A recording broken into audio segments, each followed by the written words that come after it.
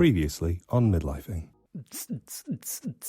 And because I remember you saying with a certain amount of, I think you even said, I feel proud of this, and which is, well, so you would have been a lot younger. So you would have been in your 30s for sure, probably even early 30s. And, so a lot of young people, you were teaching this, youngers, meaning sort of early 20s, late teens, who were being quite, let's say, open about their sex lives in the context of this particular module. And I remember you saying something like that you took a certain amount of pride in young women who ended up dumping their boyfriends as a consequence of doing the module because they realized that they were being objectified. Is that I know? Have I conflated?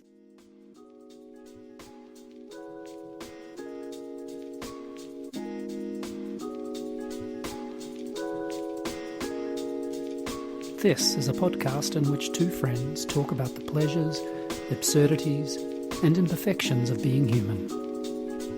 I'm Simon Ellis. And I'm Lee Miller. Welcome to Midlifing.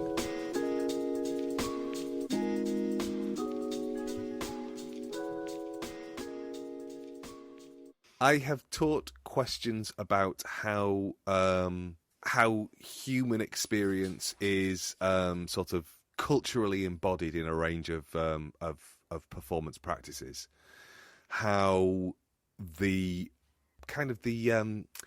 building blocks of humanity in certain types of live art practice end up settling on the human form and the human body, and then questions of the abject emerge, so the things that spill out of it, and then the idea of how the body can be used as a site of resistance in performance, and usually it occupies that resistance by being out of kilter with norms. Societal norms. Yeah. You said live art there, and just for most people in other parts of the world would think of that as would know that as performance art.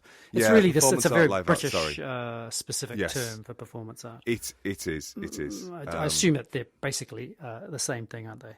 They're very similar, except I think performance art probably didn't include multimedia practice in the way that live art did. So live art in the UK probably is a little bit more hybridized and will include some experimental, videography stuff at certain points in its history, which might not have been in thought performance of art. As performance art. Yeah. But broadly speaking, it's performance art, live art, those sorts of territories. In the UK, there isn't. There's something called the Live Art Development Agency, so that's probably why the term continues to hold, because that's an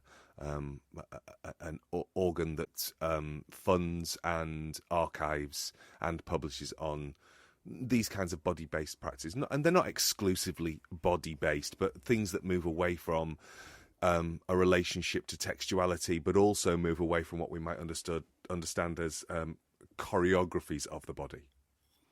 So skill and technique are not usually, that's not fair. Codified technique is not usually part of the landscape of this kind of practice. I hope that was a good enough précis. Yeah, and so sex becomes part of those ways in which performance artists query or question societal norms. Quite often, because if you think that many of those performance artists were part of the LGBTQIA plus community, and so effectively they were exploring questions of queerness, and there was some stuff that certainly in the UK emerged out of the AIDS crisis. There's a reason that human sexuality would be foregrounded in that kind of practice. And so I remember. So when you say I've spent a lot of time teaching sex in performance, it's not that I've been kind of doing a field trip every year to Ibiza and we go and watch a manumission show. Because I remember you saying with a certain amount of, I think you even said, I feel proud of this, and I remember you saying something like that that you took a certain amount of pride in young women who ended up dumping their boyfriends as a consequence of doing the module because they realised that they were being objectified or that they were being abused. Oh, okay. Is that You've, I know, have I you've conflated? you've conflated and remembered in a fascinating series of ways. What I will say is, in while This is while just backstory before the- I get to the thing I want to talk about, by the way. Yeah. While absolutely performance practices that might have involved depictions of, or in some cases, very, very rare cases, actual sex acts, they were certainly not things that I was training students to make, and we would also be looking. This was this. No, it this was sort of module, theoretical. But it was yeah, and also it was a module where it's again without wanting to sound like I'm being defensive. That's probably pulling out 1 or 2 weeks out of a 12-week delivery, and I would have spent as much time thinking about representations of femininity and Taming of the Shrew. I would have thought about that idea of Elizabeth de Gay's writing about Shakespearean women. So it was less about, I think, representations of sex in performance and more about how these kinds of works, and I mean that in the very, very broadest sense, from Aristophanes through to Franco B, might be utilising resistant strategies of normative behaviours in order to ask questions about how we function. And yeah, exactly as you say, there would be certain young women who would go, hang about, I only remember one person who dumped her boyfriend as a result of this. Isn't it? And my memory was that there was quite- basically a long queue of them just dumping their boyfriends as a consequence of your module. I remember one dumping her boyfriend, and I remember her saying, talking about it in the seminar after the lecture. And I do remember coming back at the weekend because it was when you were staying, and I do remember saying, "God, I was so proud of her."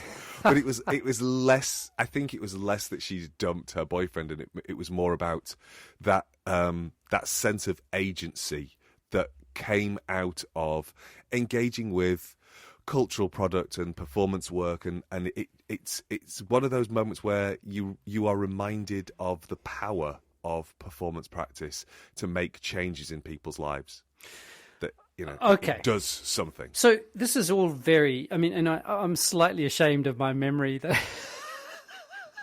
I have quite a clear memory of you telling me this in the corridor at Northampton, where it sort of overlooked that internal quad sort of part. But anyway. Oh, yeah. God, so this I've been teaching this stuff for a long time. Yeah. I'm going to read you a quote from a book called Tomorrow and Tomorrow and Tomorrow, which, of course, is a quote from Shakespeare.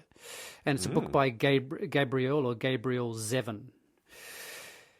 And I think it's interesting, and it's interesting because of what I've just how I've just set that up, which was a lot of backstory, perhaps not as necessary as I needed, and I thought it might be. Anyway, this is from the book. It's so funny, and I think this is one of the characters, the main character, a woman who it's a book about software developers or game software developers who develop games, and they get really successful. But it's fascinating. It's a really, really fantastic book. It's a total page turner. Anyway, this is one of the characters. It's so funny you should say this, because if you were one of my students, so this is a woman who's gone back to teaching, and she's teaching teaching undergraduates, you'd be wearing your pain like a badge of honor. So this is in the present day. This generation doesn't hide anything from anyone.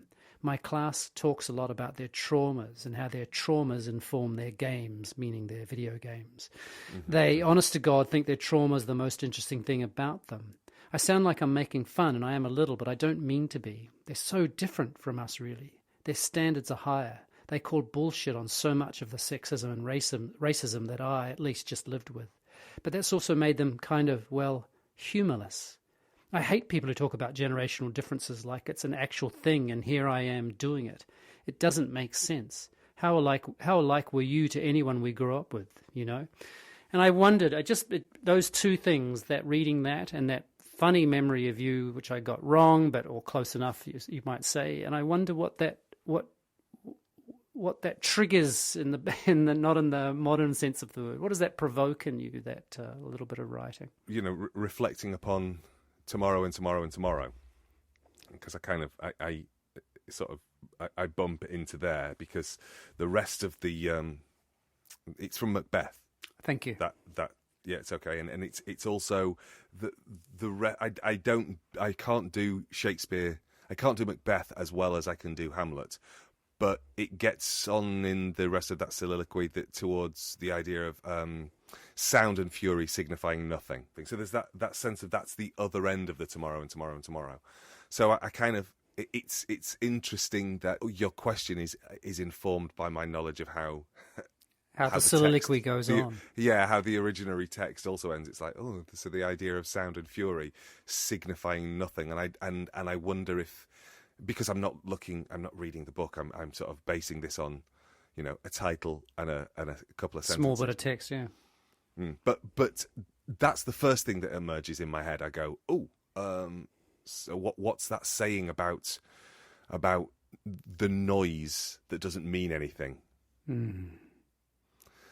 Is there something in that is there an implied or perhaps not implied, perhaps explicit critique of that idea of trauma narratives, that idea of triggering, that it's a sound and fury signifying nothing. So without reading the rest of the book, I couldn't possibly comment on that, could I? But it does.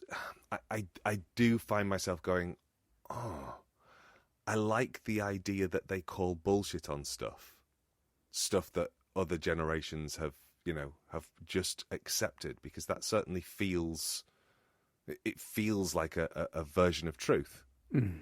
But I also think that idea of that as a result they feel humourless, that's a tricky one, isn't it? Because we were of a generation where alternative comedians were emerging as we were probably formulating our comedic sensibility. Certainly here in the UK, I don't know how extensive this was into Antipodean contexts, but we just got all the British stuff, really, like the young ones and all that kind of. Well, there you go. So it is the same thing. So the tea time comedians that I would have encountered as a child. I think there was a guy called Duncan Norvell, who played a character where he would wear, and obviously it was the 80s, so he would wear like a kind of a pastel linen jacket with his sleeves rolled up, and his catchphrase was "Chase me." And he would say it in that what we might understand as gay voice. Oh wow! So he would, he would affect what we would understand. I think even now, what we would understand as a stereotypical gay voice, and says "chase me." And this idea of so he constructed a world in which gay men were predatory, but at the same time something to laugh at. So he managed to, in 2 words, he managed to make them both a figure of fear and a figure of fun. It's that whole don't drop your soap in the showers, boys. Kick your hat on the way out. All of those ideas that if you bend over, you will be turned into a bottom by some amorous top, to use contemporary parlance. But that was like tea time TV. Yeah. So it was mainstream. Yeah, it was the norm. yeah. It represented the norm and precisely the ways in which the sex and performers or live artists and performance artists were trying to somehow shine a light on, or to disengage from, or to contradict. You might say. Yeah. Absolutely. And while I look back at the alternative comedians of that generation and go, ooh, that hasn't aged well at all. Mostly because so many of them came from, hugely privileged Oxbridge backgrounds, and there were, almost exclusively white men, with some exceptions. Somebody like Lenny Henry was sort of on the periphery of this, and he was quite interesting because he came up through like a TV talent show and ended up getting a gig on the black and white minstrel show. So there's this, 17-year-old. Wow. Yeah, this 17-year-old black British comedian from Birmingham. I think he might have been from Dudley. Basically doing his jokes in between these people in blackface. People in blackface, yeah. Which again was something that it's bizarre that I remember this. It's not that long ago. So I kind of think this idea of they are rendered humourless is kind of like, well, we would say this, we would have had the same thing said of us by previous generations because we weren't laughing at the things they were laughing at, because we were sensitized in a slightly different way. We didn't think that. Jim Davidson, another guy who was a mainstay of tea time TV in the 70s and 80s, he did he spoke in Ebonics and generated this character called Chalky. So, the joke is obvious. Chalky, it's a white, a white concept. But of course, Chalky is a black character, and he does that, what we would think of as blaccent, in much the same ways that Duncan Norvell is doing the gay voice. Jim Davidson was doing the black voice. And whilst he didn't black up, he was vocally blacking up and positioning Chalky as an idiot, as an imbecile. All of the things that we understand minstrelling to have done to black men throughout history. Anyway, this is a bit of a rambly borderline rant, and I hope, well, it's not intended to be ranty, but it's rambly, to kind of go, I hear what is being said in the text that you read and understand, but also it's like, of course they're going to look humourless to an older generation because they should. Because the way that the world works is that the stuff that is the lingua franca of one generation slides out of fashion and it just doesn't land. Anyway, that's my take on it. Thank you and good night. All right. It's really interesting what you've said, because I think there's something that sits well with me, that sense of partly the generational thing which is, why would we laugh at the things that our parents found funny? I mean, there's a simple generational thing there. Peter Sellers was, I kind of found him vaguely funny, but it was definitely where I felt like I was on the edge, on the cusp of being in a different world from what was being done there. I mean, maybe with the exception of the Pink Panther films, which I, kind of enjoyed, but it's really curious because it also circles back to this thing which is being in different conversations, and also the ways in which, this is a very obvious thing to say, really, which is because I'm seeing the world in very particular ways, as we all are, that I was thinking more that the perception of humourlessness was not that other things were being laughed at, but rather that there was less laughing going on. And of course I don't know that, but I guess I have a sense of, I don't want to, maybe I'm a bit unsure about this, which is, I'm ambivalent, put it this way, because I think when language is being changed and people are being told you can't use that word, which of course we were being told that as well, that's an incredibly powerful thing to happen and a really important thing to happen.